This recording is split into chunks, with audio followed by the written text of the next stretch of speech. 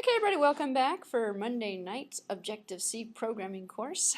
And today's kind of twofold. We're going to look at, finish up this lecture here we started, which was lecture number 5, which was on UML and objects and object-oriented design and design patterns. And then look at some more data concepts. I want to look at NSString a little bit more, NSData a little bit more, NSDate, and some of the NS objects. And we'll look at them programmatically by doing a couple of different tutorials that are focusing a lot on data. So we have another plist data tutorial as well.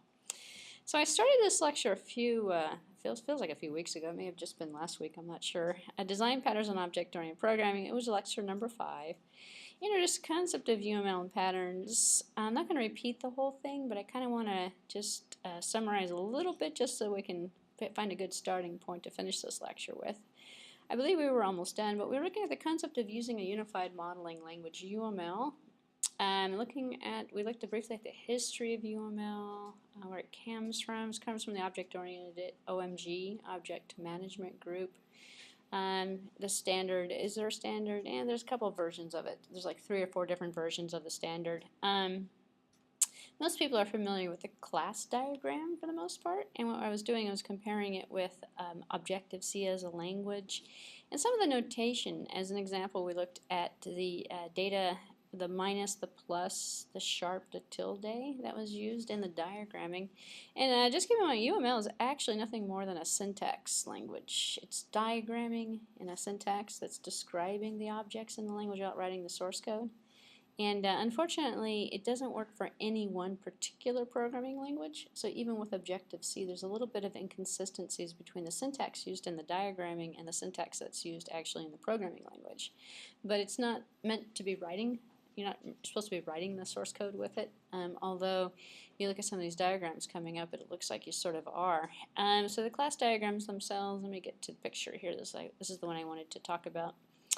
The notation in the diagram is kind of interesting. The minuses and the pluses doesn't necessarily mean instance versus class. Instead, what it's meaning is in a legend here that's created, the minus meaning that it indicates a private access. Well, that's kind of opposite for Objective-C is what I was saying in the last lecture. And the plus indicates public access. Well, so it's just thinking essentially with you're taking something away, making it private is a minus. A plus is making it public, which is kind of interesting, as I was saying before, because it's minus is everything a public method, and Objective-C has a minus to start out with it, which is kind of interesting because that's the exact opposite. It's public instead of private. And then the class access is a plus, which indicates the exact opposite as well. We also have the protected with the hash sign, the sharp sign, and then the tilde, which includes package access. So what we're doing with these symbols in the diagramming technique is kind of designing the class structure. Because one of the interesting things about UML is it's meant to basically design object-oriented programs, and the main component of an object-oriented program, the object, is implemented in the form of a class in 99.9% of all languages that implement this. And the notation in the little box here is a UML, well, it's a single class, and it's broken out into 3 parts. This is actually kind of consistent among most diagramming techniques that fall into this pattern. We always have the identity, the states, and the behaviors. The identity is generally the name of the class. In this case, it's a square. The states are represented by the data that's going to be held. And in the syntax here, we have the name of the data, colon, and then the data type, and then the public or the private access. So these are 3 private, which you get by default in most languages. But by design, the data should always be private. So the states are always private, and then the behaviors are always public, because if you don't have a public behavior, how is this class going to communicate with another class? And then these are always going to be the methods on the bottom, because it's representing the public behaviors that are available. So technically, if this were Objective-C, these would be pluses, and these would be minuses. And we wouldn't have really, well, I don't know, if we're going to have protected in here as well. Although the syntax looks very similar, it's very different than Objective-C. It's protected because it's called from within?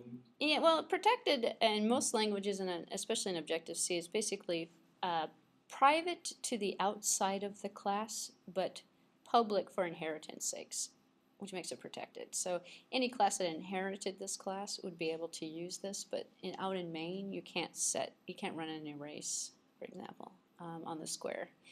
And they also, in the old days, before UML came around, we had this thing called CRCs, Class Responsibility Collaboration.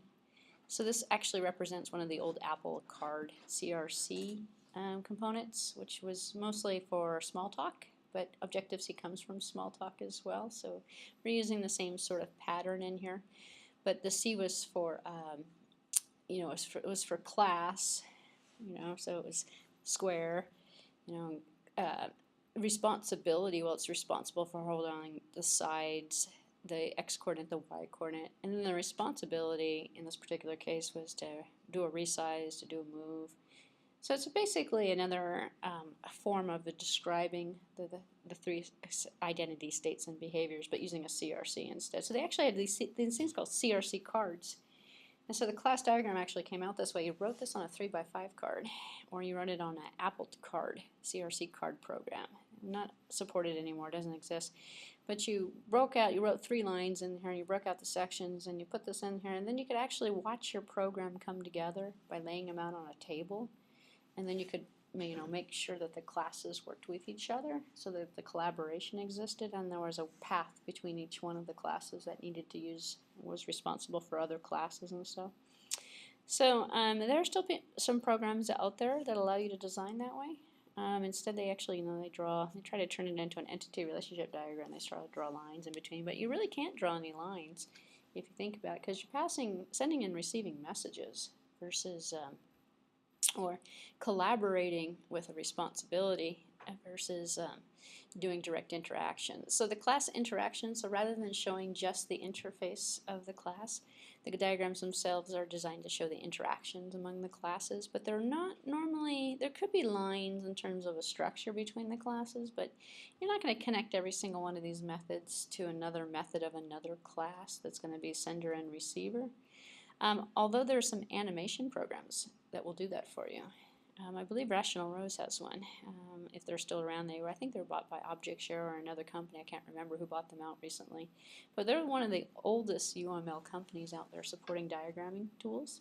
And their whole thing was make it come to life. Make the program, if you're a bunch of objects, well, then make it come to life. And give the user or the programmer the ability to configure the system and see it work before you actually program it.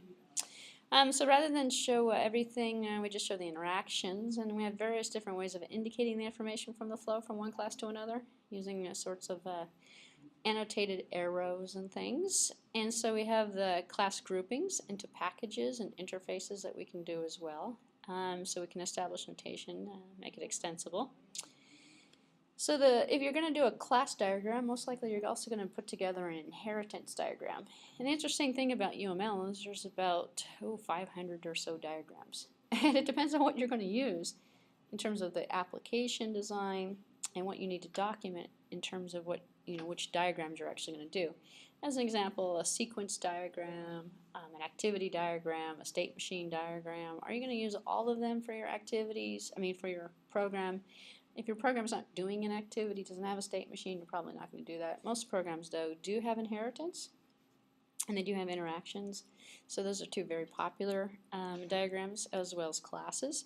So the inheritance diagram shows the relationship between the base class and its derived classes. So normally as much as a class is shown as is needed. So derived classes can serve as base classes for other derived classes, as you know. So each base class is drawn above its derived class in the diagram. So an upward arrow points up to the class that's being inherited from. So we can see here, this looks familiar from Java last weekend. So in talking to last weekend, we did a person with student and employee. Although I know I'm reliving Java, so although this is Objective-C. Here's the class hierarchy. I have to come up with some more interesting examples. I keep coming up with person, employee, student. So anyway, notice that the arrowheads are going up to show the inheritance. If we put another one up here, we could put object up here, and then person would go to object. So the arrows going up are derived classes and base classes. So we can kind of sort of see the hierarchy here. If this is obviously missing the details inside for the identity. Well, we have the identity, but not the states and the behaviors. So we'd have to add the states and the behaviors to complete this diagram. But this is just showing you the inheritance component of it. So the arrows also help you locate method definitions. So you put the method definitions in here. And in fact, another thing that is really helpful here is to put in the interfaces as well. This is just the class hierarchies. If you know which ones of these classes and which levels are implementing the same interfaces, and then you can actually put those out here too and supplement that. And that's an interface diagram, not an inheritance diagram. Because basically then you can tell and track compliance with different classes or conformity to different interfaces for different classes. And then for Objective-C, talking about protocols and categories in terms of what we're using with that. So let's see. The arrows here are locating the method definitions. So look for the arrow definition for a class. Examine the class definition first. If the method is not found, then follow the path connecting the arrows, and you'll find, hopefully, the order and the direction to which each one of them is going to be found in the search. Examine the parent class indicating the connecting arrow. If the method is still not there, then examine the parent's parent class indicated by the connected arrow. And then continue until the method is actually found, or until you loop back to the base class. That's reached, and then you know there's no way of getting to that type of behavior. So here's some details filled in on a UML class diagram. So theoretically, if I were putting one of these together, I could, and I've done this to the software engineering students actually, in C and C++ actually, give you a set of UML diagrams and say, here, build this program, which is software engineering. I mean, you're building documentation without writing the code. So for example, I have person, I have student, well, I just have person and student here, which actually is not a bad example to look at. If I were implementing this in Objective-C, or actually any object-oriented language, I'd create two classes, person and student. And student would inherit from person, and then we would have string-defined string name, which is going to be, in this particular case, private, inside a person. And then in student, we also have a private student number, which is going to be integer value. And then I know I'm going to have 1, 2, 3, 4 methods, and these are the methods, and these are the data types, and this is the information that I'm going to put in here. So I could actually take this and implement it in Java, C++, Objective-C, C#, C anything, just any language, which makes the usability of UML very desirable. Because software engineers can write this who aren't programmers. So what you're doing is you're learning the syntax in the terms of the notation. Then you're learning the names and common ways of describing the data types. Now obviously the Boolean as a data type is implemented or used differently in C++ actually than it is in some other languages. Some languages have implementations of a true and a false, a 1 and a 0. They have different representations. Some languages support the Boolean, some of them don't. But if you put this here, then you can implement it using whatever technique is appropriate for the language that you're implementing it in. So it's not set in stone that this can't be a Boolean. There's a lot of people actually that leave the data types out completely because the target language is going to actually determine which data type you're going to use. As an example, the string. If this were Objective-C, would be NS string. It wouldn't be a string. So then we would look at this and go, well, then the data type's wrong. So rather than being wrong with it, some people will just use number versus text, some other notation like that, something more generic.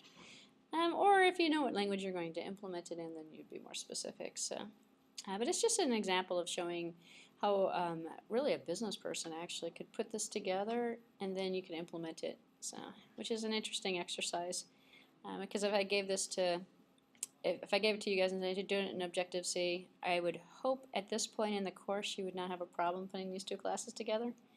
And then I can go to the Java people and say, here, put this in Java. And then I go to C++ people and say, put this in C++. The implementations are going to look very similar. Syntax is going to be a little different for each one of the languages. But if I outsource this, took it out to another country and say, hey, put this in whatever language you want to put it in, or put it in, I don't know, Visual Studio or C++ for .NET platform, then it would come back, hopefully, in the same kind of compatible format, same kind of, but for the target language. But for most sophisticated programs, the private and public notation here would be superfluous because you're always going to have private data members, right? No, actually, you can make data members public. You But can't you wouldn't do want it. to in a sophisticated program. No. Well, it depends on what you're calling sophisticated, but in most standard languages, you always keep the data private. But to make the data public, you're just kind of you're taking your chances in terms of the reliability of the program and the hierarchy. You're opening yourself up to issues with the strength of the language. So as an example, there's a lot of people, especially the government, that calls certain languages unsafe. They'll call C++. In fact, they usually consider C++ unsafe because the programmer decides what's going to be public, what's going to be private by using modifiers, access modifiers. So you go public : private : and you list all your stuff. By default, all of the data is private, but you can easily change it. So in the Objective-C, not so easily changed. So Objective-C is actually more reliable, more stable as a language because the programmer can't make as many mistakes with that public access. So it's more reliable. Java is actually even more reliable than that for different reasons. We have pointer issues that we don't have. C++, Objective-C has pointer problems where programmers can violate pointer rules if they want to and run through hoops just to do something a certain way. So a lot of people judge the quality of the language by how strict do you enforce the rules of object orientation in UML. Because I could take this, put it in 5 different languages, one of the 2 of the programs are going to be more reliable than the others, depending upon how it's implemented. But if I'm making on, this is a counterintuitive because this main actually says private. If this had public on it, I'd have to question the person who wrote this diagram because the data should never be public for most cases. But there's a lot of people who don't use standard practices. And so you have to say, well, then is their program any better than somebody else's? It just means you're not following object orientation correctly. It just means that you're breaking the rules. It's like, you know how people do a lot of stuff incorrectly. So that's actually one of the ways you can measure the quality of the program. How closely is the code actually following standards, norms? Is it documented? Do the variable names make sense? Are we using functions correctly? Are we using methods that are appropriate for each one of the classes? Do we have setters and getters for everything? Or did we leave something out because we never thought we'd need it? Which is kind of sloppiness for the most part. But as an example, here we have the setters and we have the getter for the name. And we usually have a toString in here. This is actually kind of the default standard because we want to be able to get that string, what happens to be a string, do we need a toString for a string? No, we don't have to convert a string to a string. So it's in here anyway though, which means, you know, somebody put this in as a design standard. So a lot of companies actually come up with design standards, naming conventions for variables, how deeply nested should the class hierarchy be on average, which is another kind of interesting case. It's very similar to third normal form, fourth normal form in database land. At a certain point, the higher you get on the normal forms, the harder it is to actually retrieve your data out of the database. But the lower you get, the more corrupted and inconsistent the database actually is going to be in the long run. Kind of like that, you know, with object-oriented following the standards. There is a normal form. What I'm giving you in this class is the normal form. You'll see everything else out there. You'll see all the data public. You'll see all of these things public, even though some of them should be private. As an example, you know, if we're going to use something, none of these have any private methods, but if the method's only going to be used inside of that class, it's only going to be used, in fact, the previous example, I believe, had something like that. Only going to be used inside of that class to, nope, we didn't have it. Well, this is protected. So it's only going to be used inside, not accessible by the main program. Then we're not going to make it public. Otherwise, main could run it. Main run it would make the program unreliable if it erased all the data or something, depending upon what that method's doing. So it's a protective mechanism. It's the access methods that are access method techniques that are being used with that. So, but theoretically, UML is supposed to make a consistent design, and that allows for features that are in 99.9% of all programming languages. I'm sure you could find a language out there that you couldn't implement this in, which is actually kind of interesting. In fact, which is one of the things you get in software engineering actually, is the first thing we give students a project. You say, make an accounting system. The first thing they want to do is pick the language out. Oh, we want to make it in Java. We want to make it in C++. Because they're thinking like programmers. They're thinking like, well, I know this language, I know that language. And like, which language do you know? When in reality, the solution to the problem is language independent. It's not dependent on any language in general. In fact, what you need to do, in fact, this is the other thing, you know, I could possibly throw at a group of software engineers. Haven't done it in a while. Actually, I did it one time in a software engineering 2 course, and it wasn't too popular. Have them design it and then switch the language on them. Give me a set of UML, and they say, oh yeah, we're going to put this in Java, and this is the UML for it. I'm like, okay, now do it in C++. Don't do it in Java. And then all of a sudden, it's like they don't know what they're doing. It's like, oh, no. Wait a minute, we made this for Java. It's like, no, you didn't make it for Java. You made it for object orientation. There's a lot of different object-oriented languages out there. It works in all of them. So you just have to find the right syntax to implement it with. So anyway, this is the same program, which is actually kind of interesting because what I did with Java and Objective-C is I wrote the same. In fact, you'll see it in the Android class. We have the same tic-tac-toe game we did in iOS, where it's in Java. It's the same program. It's the same logic. Which I actually kind of thought was funny this weekend because, you know, we were taking Java, command line Java, and they couldn't figure out, well, how does that relate to Android? I'm like, it's the same thing. Java's Java. But half of them couldn't wrap their heads around it because they're thinking about Android, and they're thinking about the user interface, and they're thinking about everything else except for the fact that a class is a class is a class is a class is a class. It all turns into an object. You know, how you're going to read and write to the UI is going to be a little bit different. But the programming part of it is identical. I could write the same program for Android, I could write for iOS, I could write for Windows Phone. It's all the same language. It's all the same UML diagram. It's just implemented in all those different languages. So, BlackBerry, it's all the same. The design is the same, yeah? Does it have like in Java and C# we have protected? We have protected. Scope, yes, scope will be only copied, inherited from that class. So does it have? Objective-C has a protective mechanism, yeah. Okay, so The syntax is different than this here. This, as I was mentioning before, these minuses and these pluses is UML syntax. Don't think of this as Objective-C code. This is actually exact opposite the symbols, and then we don't have the hash sign as we would in normally. But we have a way of protecting the method, so it's not used. But it's not used from a main public perspective, but it is used in inheritance. We don't normally have class level methods, but you can make a class level method, which is kind of interesting. As an example, relating this to Objective-C, you have an interface that goes with, which is defining the public interface that's going to your .m, so it's the .h that goes to the .m implementation. Well, what if you don't stick it in the interface? If you don't stick it in the interface, it's not public. It's hidden. It's now you've made it private. But have you really made it private? No, you just hid it. It's hidden. So you can define it, use it in the implementation. Don't put it in the .h in the interface. And now you've hid it, which you've essentially made it private. You can do that with data, you can do that with member functions, you can do that with anything you want.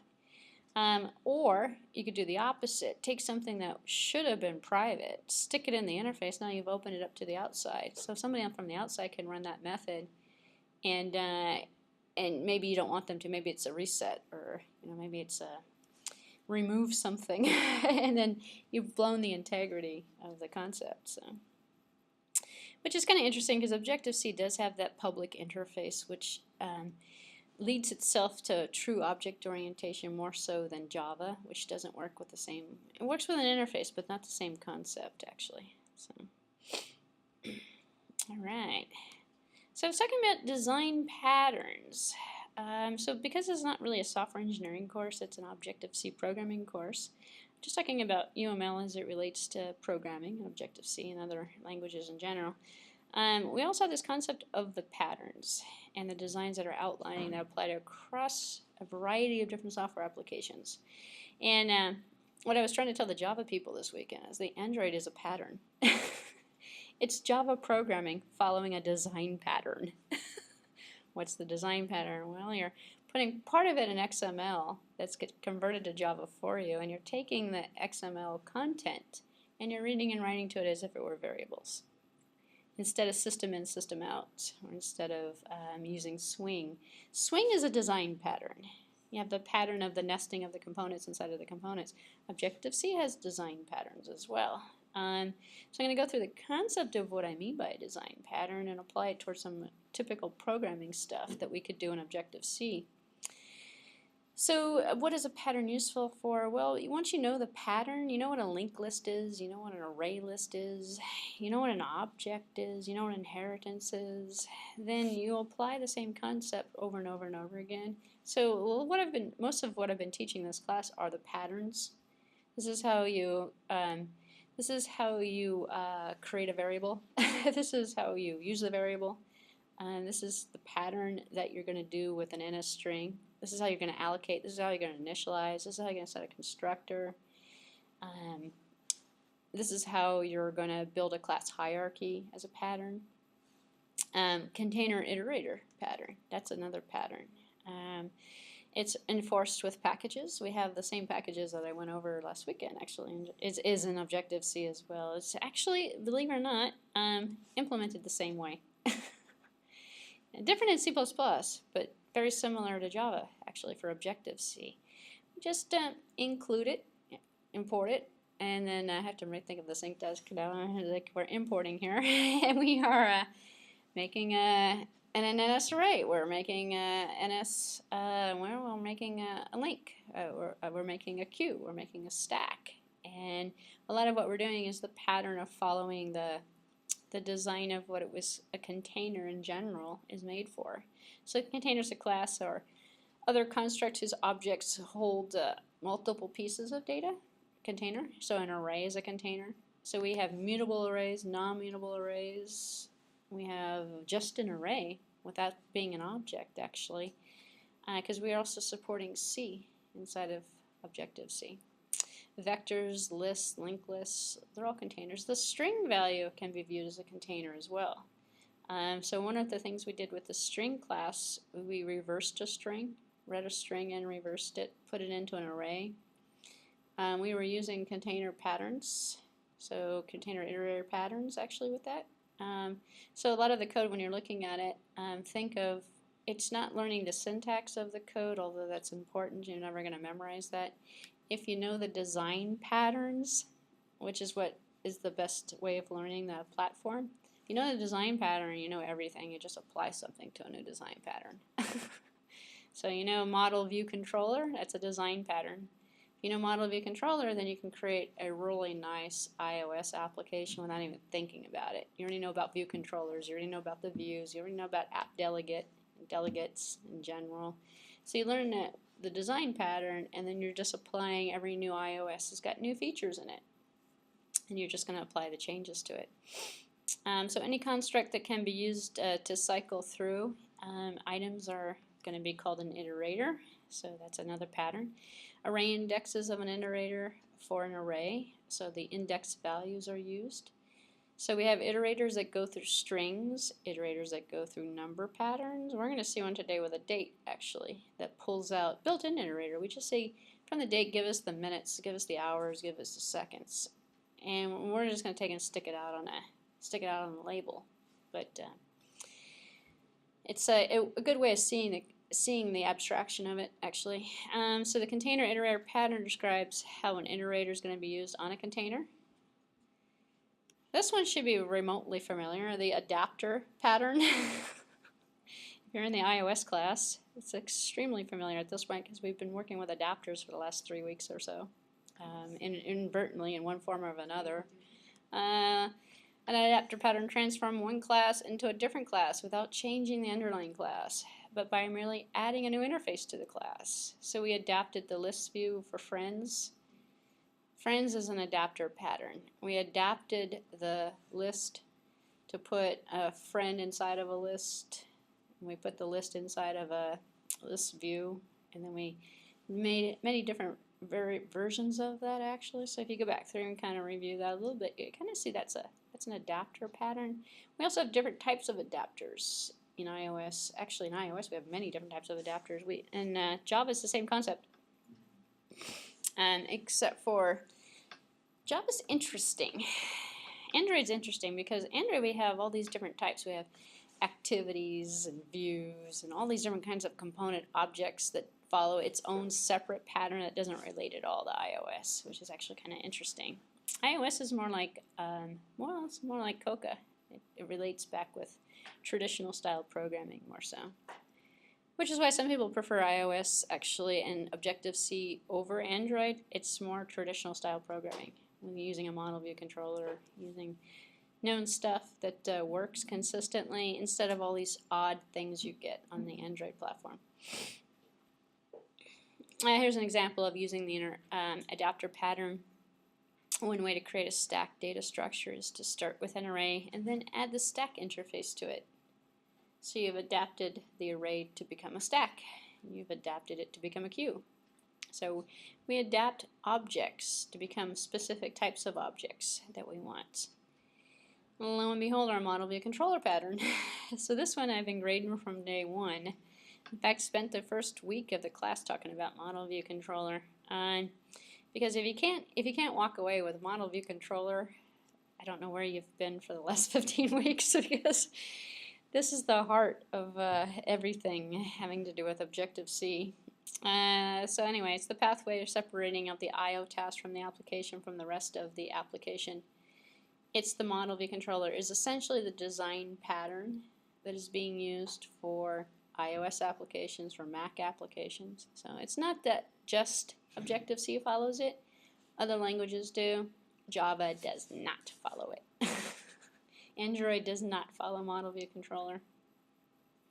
You can tell actually it follows activities, services. It has a more linear pattern to it than it does with this is kind of interesting. I've never tried to visualize what the patterns look like, but it's more linear. There's an entire list of different types of objects that you can create, and those objects interface with each other in any pattern that you want. And you have more control over the pattern. You're creating the pattern.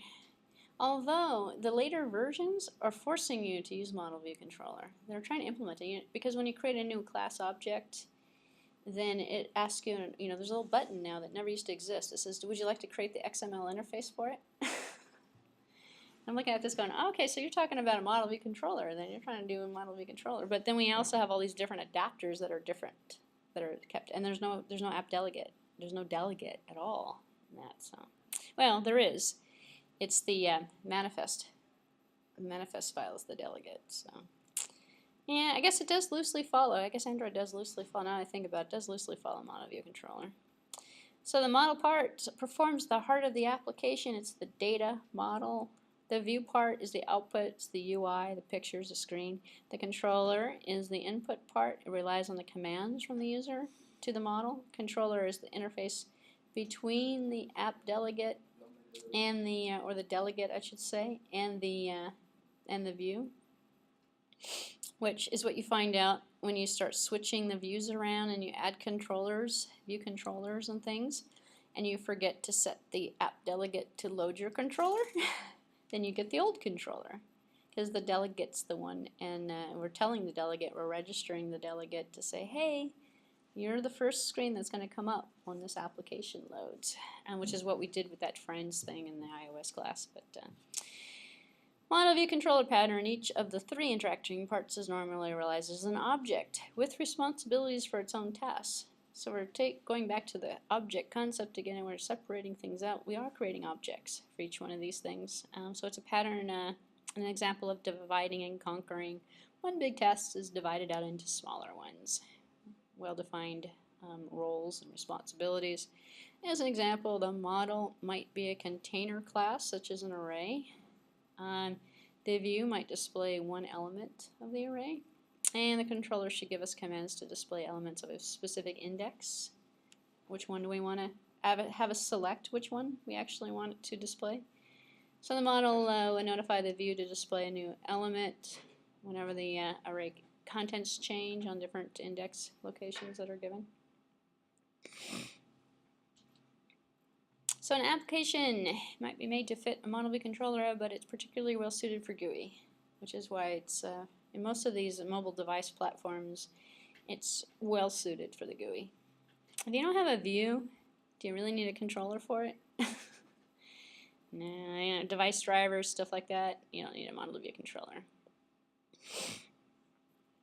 Here's a picture of your basic iOS application, your basic Objective-C application actually.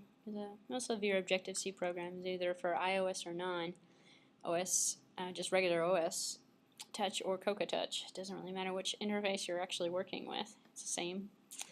We have the model and we have the data 1, data 2, data 3, action 1, action 2, action 3. We have the controller. So if you can see, look at the arrows, the way the arrows are going. The controller is going to manipulate the model and then notify the view that something has been changed. So when we create our application, this could be the brains of the operation, or this could actually work with another brains of the operation. So we could put, for example, what we did with the tic-tac-toe game. Actually, we did that with this class as well.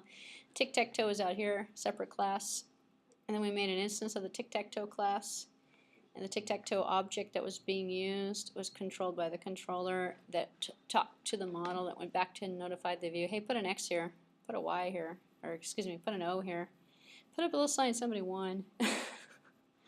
So we have that control going back and forth. So. Sorting patterns. Only one. Yes? In this one confuses with the delegate. Well, we could have more than one, but we want to keep it down to a small number. They don't count it as a model, they count it as delegate. They do count it as a delegate, you're right. Yeah. But the delegate is the model. Other languages more commonly use as a model. Correct. That's a good point, yeah. So yeah, it's called a delegate. Catch. When you, like if you're first time you're getting onto the Objective-C, you Uh-huh. might catch, but like this, when you're working with other languages, then You know, it's funny. I think the delegate actually comes from Smalltalk. Yeah. Which Objective-C is highly influenced from Smalltalk. So, and then the model concept. When I always say model, I always think of C++. I always think of, or yeah, I don't think of Objective-C when I see model. But UML adopted the word model for the model view control. Yeah. Actually, model view controller is not UML. Model view controller is, that's a good question. It's object orientation. it's Smalltalk language, actually. I should go look that up.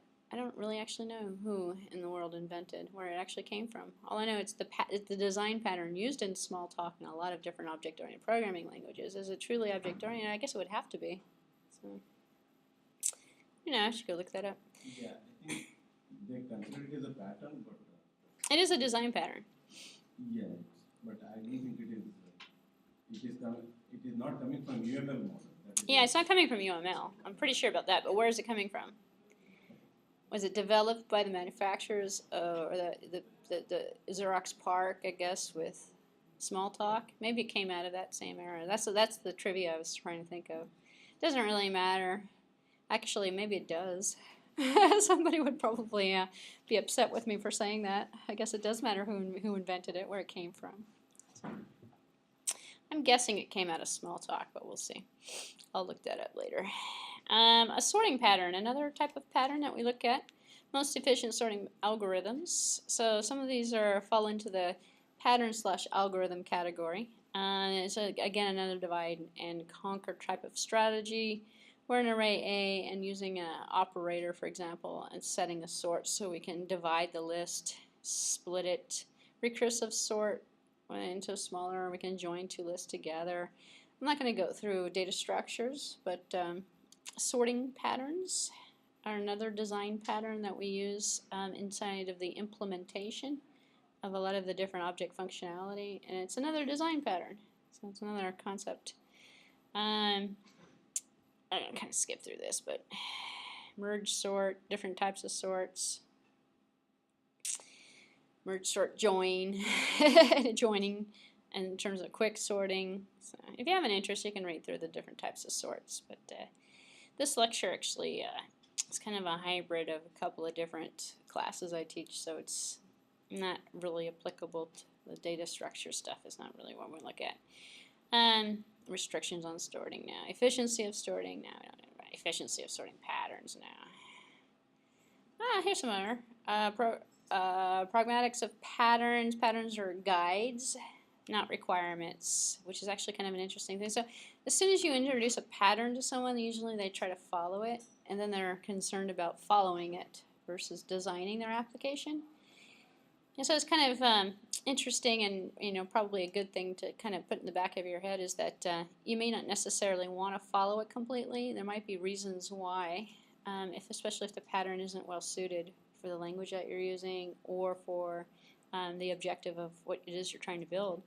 As an example, quick sort as described in the following example here might have some different join options, or they might have some different things. So just keep in mind, I'm not going to go over this example because I skipped the join stuff to begin with, but just keep in mind that it's a pattern, not a rule set, not a requirement. Oh, here we go. Model view controller. This is going to answer my question.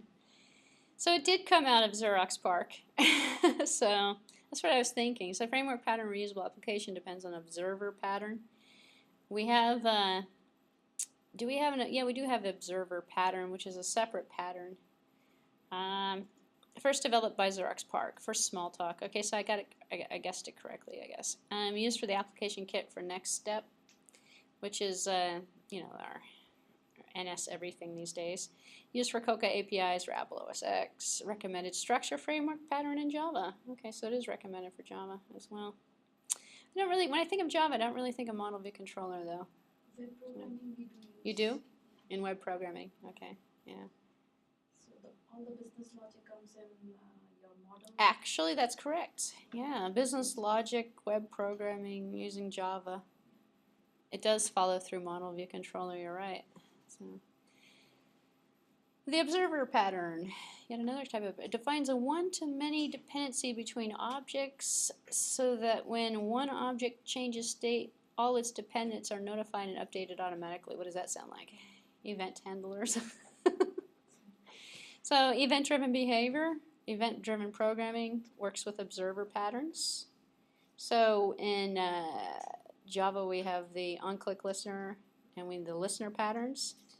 So actually we break the pattern, which is funny because once you show someone how to break a design pattern and how to do a quick way of doing it, like with the buttons, what we were doing last weekend, what did we do? Okay, so what we did is we cheated. Instead of putting out a listener, making an instance of, extending the action listener the interface and implementing an on-click listener inside of the class to create the observer pattern. We took all this stuff out and we just put on the object itself a little thing and said, when the object is clicked, do something. So we took away the observer. And unfortunately, 90% of that class has no idea what we did with that. And so what ends up happening is they're not going to hopefully continue using that because the other examples I have are going to go back to the observer pattern because then you're not following the correct design pattern. If you use the observer pattern, and then you're not stuck with single button functionality, you create an observer that sits out there and watches all of this stuff. So if you click two buttons together, or you can group multiple buttons for same type of behavior, or multiple sections, what do you need that for? Well, if you're going to create a sophisticated application, actually we're going to see an observer pattern today in the iOS class with a touch control. You have to observe what's going on. How long have you pressed the screen? Where did you drag it from and where did you drag it to? And it's the observer that's keeping track of all of that information in terms of moving objects around and repositioning things. So we had our jigsaw puzzle. Next observer pattern would be, we did that with that. But We had one today with monkeys, I think, and bananas or something. I can't remember what it is. It's touch patterns. So yeah, to drag and drop items and stick it on top of other items and stuff like that. Make items bigger and stuff. So let's see. So it's used to decouple the subject from the observer, since the subject needs little information to notify the observer.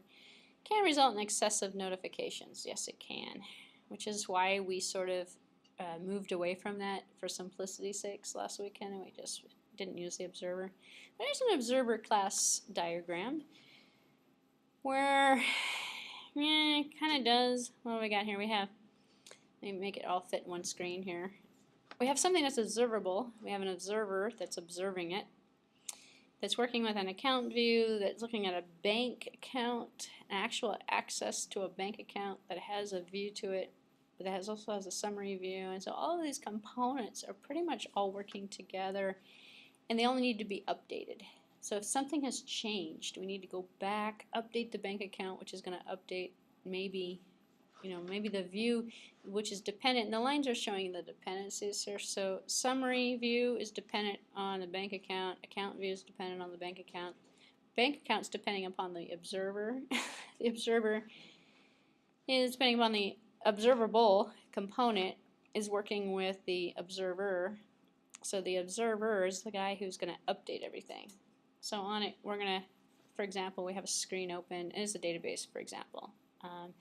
And I go in and I reserve a flight. I reserve a seat on an airplane. And 5 other people have the screen open, and they're all trying to sell the same seats. Well, when I update it from my screen, all the other ones should reset. So they should go away and come back, which is what the observer is doing. The observer is taking care of that in this model, going back and updating all the other screens. So their availability of that seat is being updated to make it unavailable, which is, the bank account, obviously, withdrawals, deposits, getting balance. It's going to change with transactions that occur on it. So think of it more like concurrency control and transaction management is what the observer is taking care of in the pattern. And then think of it, this is a design pattern. This implementation is going to be different than if it were implemented, let's say, for example, in a database. It's going to be a different implementation than it was, for another type of program or application or tool that used it.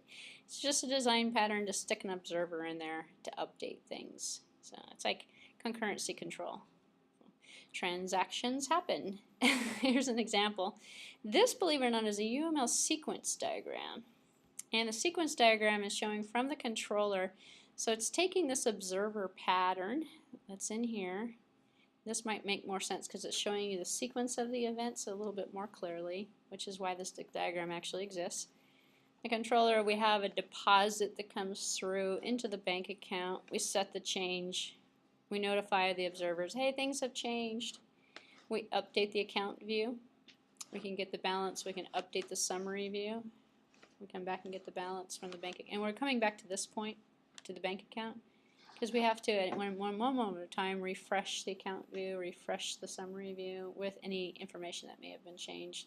That the observer is going to be looking over this concept. So you don't see the observer in here. It's just out there listening. It's like an action listener, or it's a button listener, an object listener, which is actually kind of interesting. You can put a listener on an object, and every time an object instance is being made, or any time an object instance goes out of scope, it gets garbage collected. So that's how the automatic reference counting is working. There's an observer. It's called a reference counter. It's using an observer model to do reference counting. As your program runs, it's looking, hey, is this being used anywhere? I'm going to take it away. It's like you don't have to do it. The object itself is doing it in the background. So observers rock because the observer pattern allows bank account class to identify multiple views without minimal information. So observers can register themselves with their subjects, no strings attached. Transactions would cause this design to collapse under spurious notifications. Yeah. If we didn't have the observer out there and we had to send a message to everybody every time something happened, it's kind of like, have you ever worked at a company that didn't have any managers? and the employees are self-managing. That's the manager is the observer. Things run smoother when you put a manager in there, and it keeps the people in order. Hey, quit yelling. Quit sending messages back between yourselves. I'm gonna say one message to everybody, and that's shut up. That's go back to work. It's gonna essentially keep the order. So this is an interesting slide here. The architectural diagram, the model, the view, the controller, settings, getting and setting state changes and things, which is actually kind of interesting. Which is why, if you think about the concept, the states, if you think about the identity states and behaviors, states are always set and get, and the setters and the getters from the property and the synthesize. That's creating the set state, get state, and then the update events, and then the events changing. And that's the observer that's keeping track of that. And then we're always constantly going between the business logic, the user interaction, and then the representation of it through the controller. Through the view. Controller and the view is definitely, this should be down further. It's going back and forth. There's communication that goes back and forth this way. View is supposed to become, this here is supposed to be coming from the update that's occurring. It's coming to the model. So the view rarely talks to anybody outside of the controller. The controller is going to talk to both the view and the model, because we register the model with the controller. We say, hey, these are all the controllers that are part of your model. And then from there, we can update the model to keep track of who's running and who should be running next and what's going on, keep the organization. So it's kind of an, if you were to look at a picture of the architectural design, kind of like, looks like the picture. And then just separation between the data layer and the interface. So the view is easily replaced and expanded. Views are come and go. You can take the entire application and create a new view for it, for a new platform. And model data exchanges are reflected in all of the interfaces because all the views are observers. Better scalable since the UI and the application logic are separated. And distribution over a network is greatly simplified. So, which is probably why, why it does come in handy for web modeling, data modeling. Problems of translation. The business logic bleeds into the controller. Or actually having one controller for, well, you can have one controller for many different views, but not enough controllers is also kind of an interesting phenomena. And then problems with the pattern, excessive coupling between model and view and model and controller. Excessive coupling means you have many different controllers, many different of this, many different of that, and you have a lot of connections between everything. So if you have an excessive coupling going on, the abstraction of it is not quite as easy to see and manage. So pros and interfaces are hard to manage. That's why you separate it all out. You put one controller on each one of your views, and then you know what's going on. Swap out the controller, do something with a different, Yeah, in real world, the practice is we have this model and view, the controller. But like we also add one more business layer, the model layer. In that context, you have a higher need for the model. So you have a lot, because you're working with a data intense kind of thing, yeah. So that's yeah. There will be another additional like business layer sort of thing, but you will use the way you want to use it. Yeah. Instead of everything plugging in controller. That's true. I'm going to end this section because I'm going to switch topics